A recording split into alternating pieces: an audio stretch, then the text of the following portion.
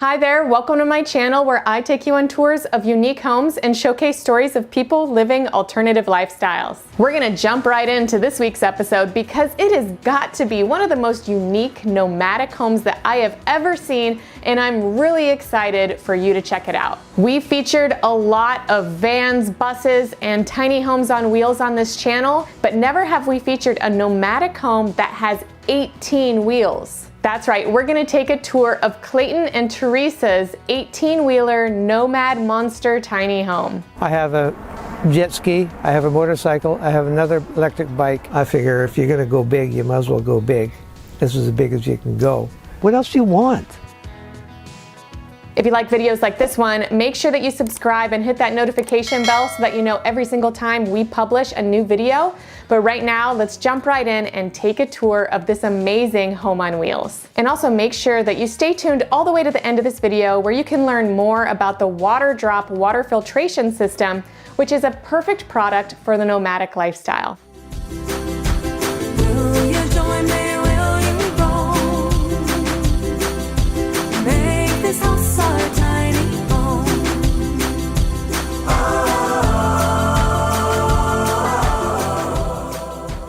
Hi, I'm Clayton. And I'm Teresa.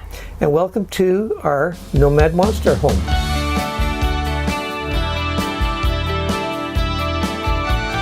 This is something that we've looked forward to all the time we've been together. We've been together for 32 and a half years. I just like to drive, to move forward and look at the countryside. I figure if you're gonna go big, you might as well go big. This is as big as you can go. The first year was basically rebuilding the truck.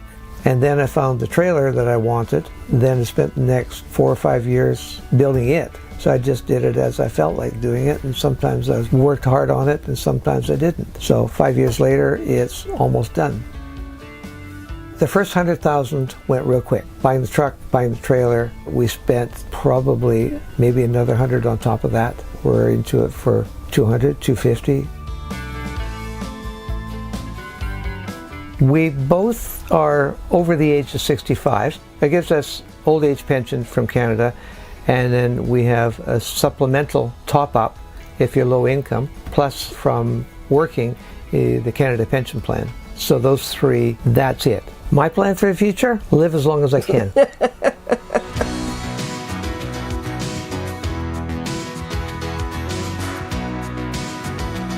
Welcome everyone to the outside of our Monster, our home. The tractor, it used to be a commercial truck that ran in Texas. I had to totally rebuild it, but now I baby it and it's happy, it loves me, so we're good. It uses about 7 miles to the gallon. A big pickup truck with the fifth wheel, it's about the same, so I'm not losing anything and I'm gaining a lot. From tip to toe, it's about 73, 74 feet long. The standard semi is 8.5 feet wide. The height, the maximum you're allowed is 13.5. Right now it's at 14.5, but I'd lower the roof and I got 13.5, so we're good. The system to put the roof up is relatively simple, but complicated. Teresa stands in the back, tells me what's going up and what's not, and I'm in the front pushing buttons to control each cylinder. So if we can make it go up nice and even, then no problem, and then down nice and even, we're okay. If it goes up a little bit cockeyed, then it's get jammed and then we have issues around it. I'm fairly close to the weight on the trailer. It's rated at 80,000 pounds and I can do 20,000 pounds on the trailer wheels. This beast is a 2004 Volvo VNL with a Cummins ISX engine, 15 liters. It has 750,000 miles on it, and that's nothing. It's meant for long distance. So this I bought at an auction in Texas and brought it up to Canada, and I had to convert it. I didn't want it to be a commercial vehicle. That costs a lot of money and it has a lot more regulations that you have to get into. Mostly it was easy in Alberta because I just had to have the items that you would find in a motorhome. So it had to have a sink, it had to have a separate water supply, and it had to have a bed and a few other things. So that's what I did on the inside.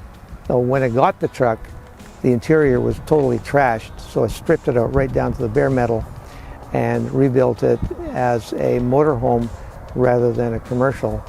And so that makes it a lot easier to get through the scales, makes it a lot easier with insurance and registration.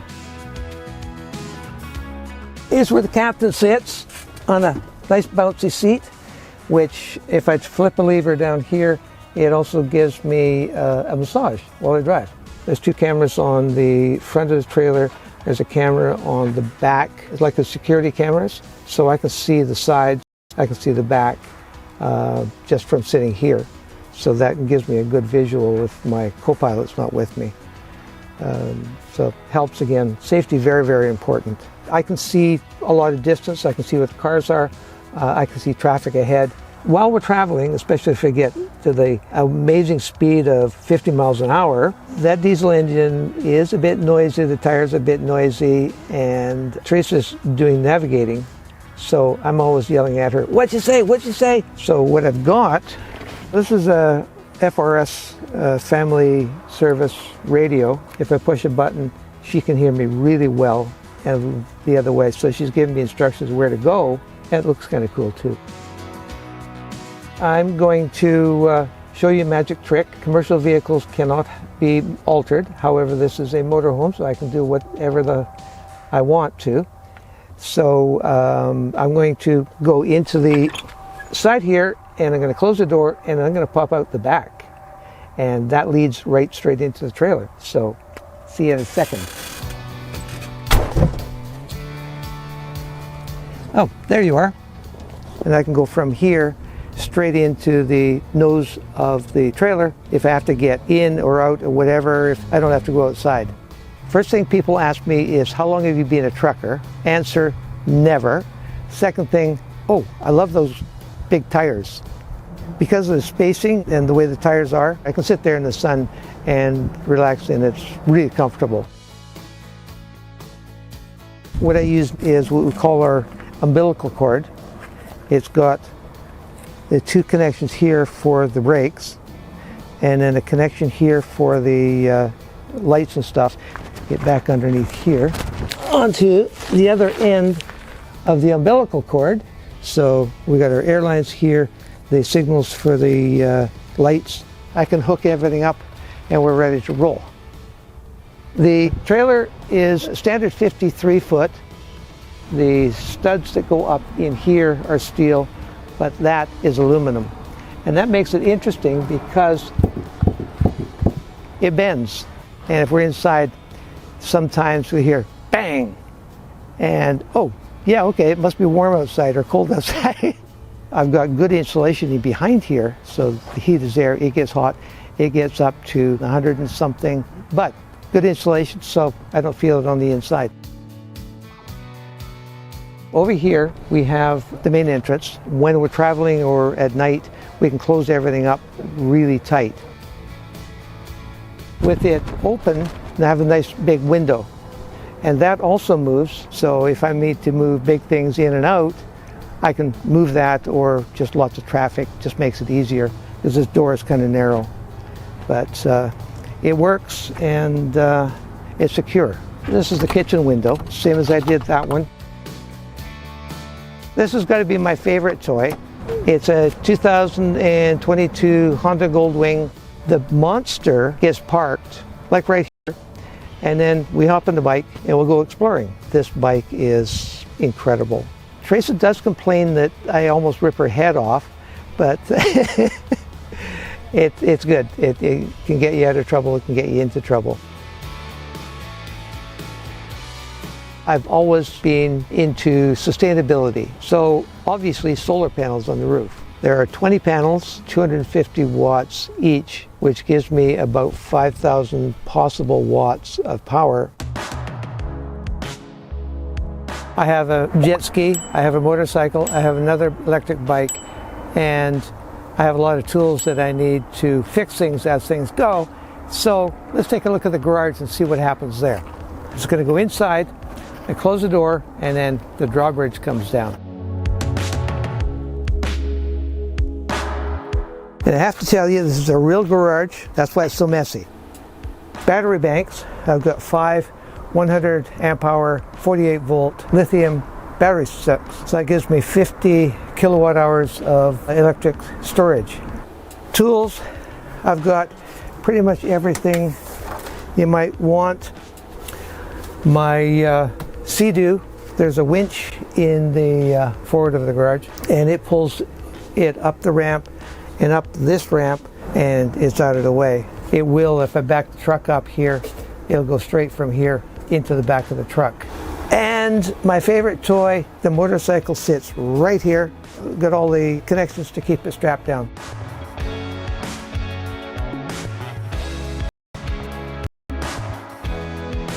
Come on in and have a look at the inside.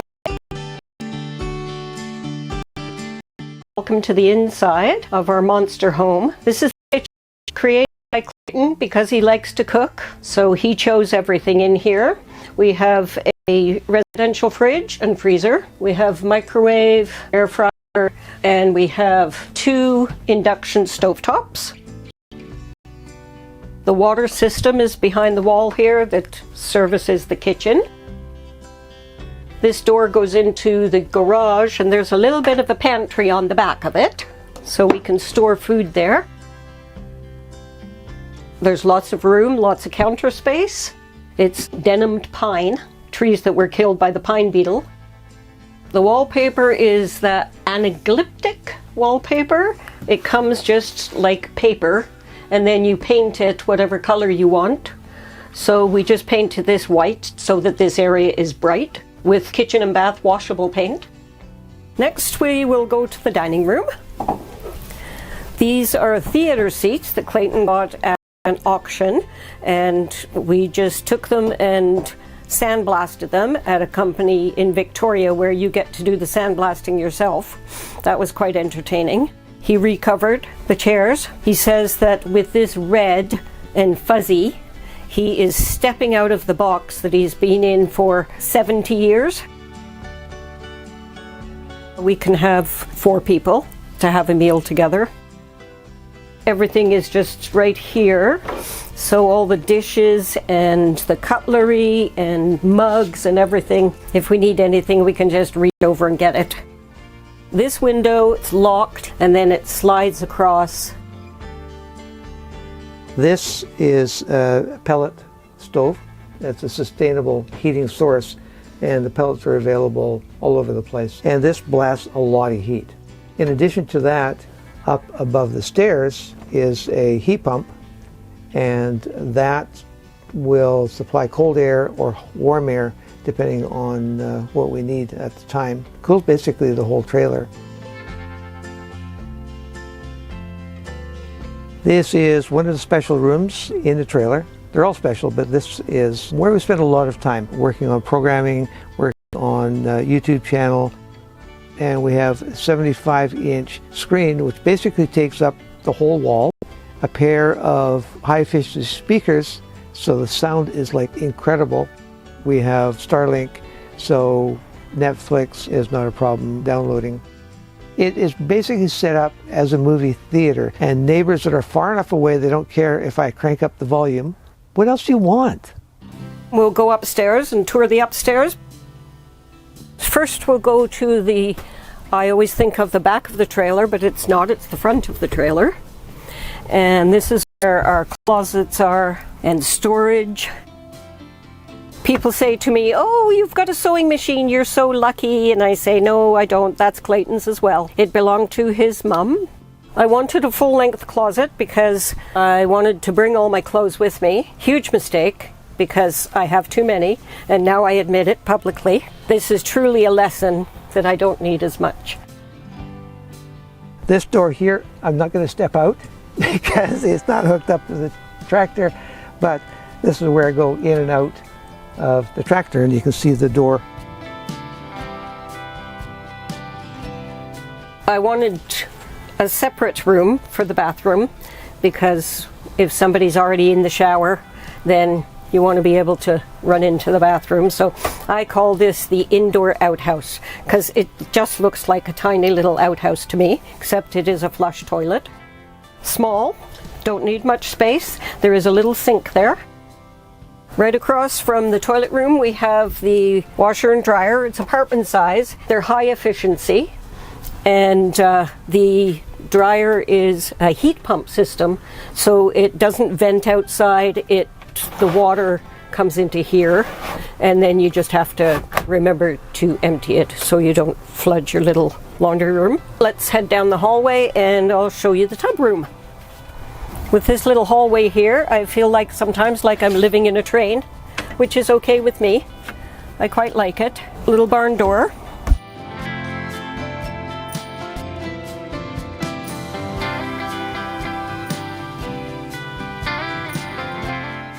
We're going to go to the library. I think the layout was already done, and then I said to Clayton one day, can I have a library? Everything got readjusted a little bit, but not much. He made the shelving, recovered this chair and ottoman for me that belonged to our mom and dad. We had always wanted to do tin tiles. It's really hard to get tin tiles to match, so we just started looking for replicas. They're made of PVC, and we were lucky. The day that we finally did the order, they were, I think, either 40 or 50% off. Bonus. All right, let's head to the next room, which is the bedroom. We didn't need a huge room. I didn't want built-in furniture anywhere. If we're going to live in here for the rest of our lives, I wanted to be like a home, not a travel trailer. The bed is on slides, so that Clayton can get up that side and I can get out that side. Underneath is storage. We've got 2 dressers rather than built-in closets. On top of the dresser, we've had to put his sweatshirts and stuff like that because we just don't have enough drawer space. Next, we'll go to the living room, which is at the back of the trailer. It's nice to be able to sit in here and read with the pellet stove going. There's also a mini split in here as well for heat and air conditioning. So far, we haven't had to use air conditioning because it hasn't been warm enough anywhere. We have a little fridge and freezer. And we've got a little supply of cutlery and dishes. If I want to make a pot of tea up here, I don't have to carry heavy and hot teapots and everything, so I can make everything up here. There's also a TV here. The back wall is a deck, and it goes down, opens, and then we have these bars here. And these just go in the sides here just to give a little safety rail. And then the table folds down. Lifestyle changes. Everything's definitely just slower moving. I've read 35 books since we left home. More getting used to him.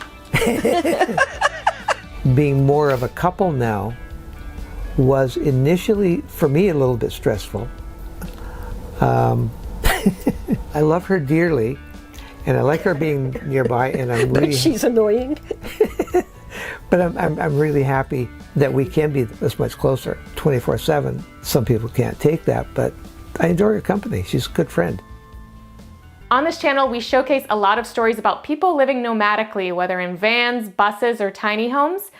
And when you have that kind of lifestyle, it's important that you have clean, filtered drinking water. And that's why today we're showcasing a product that ensures you have clean and safe drinking water no matter where you park. So I sent a Waterdrop G3 P800 to my van experts who are currently building out a van dwelling for a client. Hi guys, I'm Kelsey. I'm Damie. We're going to show you the install process in this ProMaster van behind us. The instructions are very straightforward. And it looks like it's going to be a pretty easy install process. One thing I love about this product is how compact it is. That is so important when it comes to small space design. And the Waterdrop has a 9-stage filtration system that'll filter out things like iron and calcium, and you can see that you're getting a fresh glass of safe drinking water every single time with the smart faucet readout. The advanced water dispensing tech uses just 1 cup of wastewater for every 3 cups of filtered water. The RO system is currently the product with the best filtration effect among water filter products, which can effectively remove all substances with a pore size larger than 0.0001 to safeguard your water quality on the road. That is some good water. Having fresh, filtered drinking water is so important. So if you're interested in this product, make sure you check out the links in the description. And I will see you guys soon with another unique home tour.